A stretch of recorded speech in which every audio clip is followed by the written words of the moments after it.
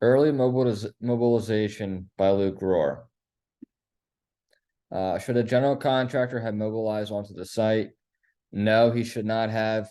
The general contractor assumed he was going to get the job since he submitted a budget of $14 million to the owner and was selected to do the pre-construction services.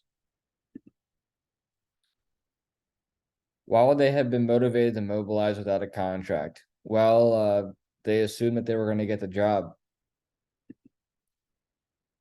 Does a GC have any recourse for payment? Yes and no.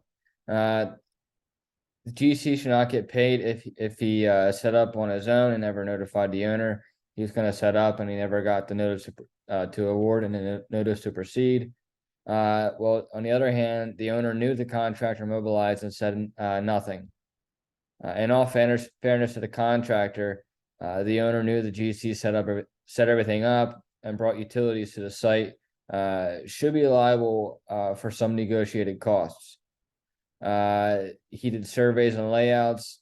The owner should be able to utilize the temporary utilities, surveys, and layouts that the GC did.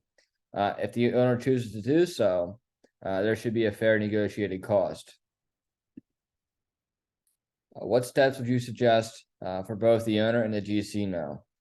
A suggestion for the owner would be to get an attorney to review the situation and negotiate with the GC's attorney to get a fair settlement. A suggestion for the owner would be to get an attorney to review the situation and advise and negotiate with the owner for a fair settlement. If the GC was entering into a lump sum contract, would their actions have been different and why? Yes, if the GC was entering into a lump sum contract, their actions would have been different because if their contract and paperwork was signed, then they can go on site to mobilize and start surveys and layouts with the owner's blessing. They would both be working under an agreement with the terms of the contract, and the